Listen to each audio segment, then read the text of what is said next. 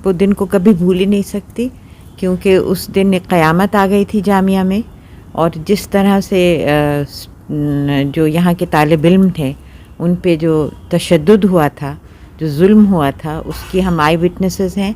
बहुत से लोग मेरे घर आ गए थे, हम यहाँ बैठ के और हमने ये देखा कि हम हमारी क्या स्ट्रेटजी हो सकती है, किस तरह से हम उससे डील कर सकते हैं। मेरे साथ बड़े बड़े ह्यूमन राइट एक्टिविस्ट भी वहाँ मौजूद थे। हर्ष मंदर यहीं से उठ के गए थे, जिसके लिए उनको कहा गया था कि उन्होंने सम प्रोवोकेटिव स्पीच की। वो सिर्फ बच्चों को शांति का सबक सिखाने के लिए गए थे, वो यहीं से उठ के गए थे। और मुझे याद है कि हम लोग लिख रहे थे, जो स्टूडेंट्स के ऊपर जो गुजरी वो हम लोग लिख रहे थे। तो एक तरह से जामिया को मैंने देखा है, पिछले 40 साल से मैंने देखा है हाउ जामिया हैज़ इवॉल्व्ड। और जब जामिया की तश्कील हुई थी 1920 में, उसकी सब हिस्ट्री की मैं तो खैर आई विटनेस अकाउंट तो मैं नहीं दे सकती, क्योंकि मैं पैदा भी नहीं हुई थी, मगर मेरे जो जितने बुज़ुर्ग थे वो सब इसमें इन्वॉल्व थे।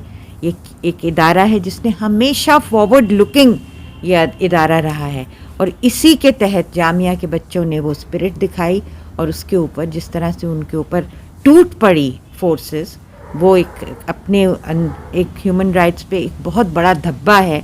अभी 10 दिसंबर हुआ है और आज 15 दिसंबर है। बिल्कुल उन्होंने जो कॉल दिया था वो कमेमोरेशन का कॉल था।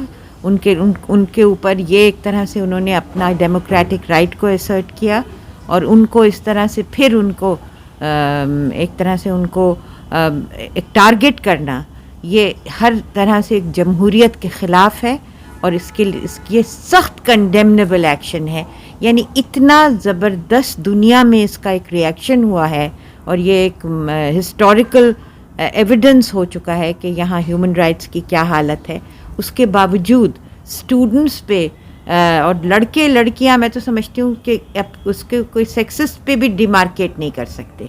दोनों को जिस तरह से उन्होंने इस वक्त उठाया है, it's a blot on human rights, and it's a very big violation of people's right to express their views। and जिस तरह से लोगों को एक इख्तियार है आज़ादाना तौर से अपनी राय देने का, उसको पूरी तरह से उसका वायलेशन है।